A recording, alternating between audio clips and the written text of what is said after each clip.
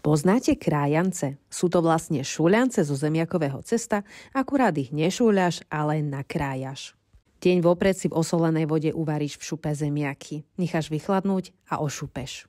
Do misky nastruháš najemno, pridáš lyžičku soli a polohrubú múku. Tak akurát, asi pol kila.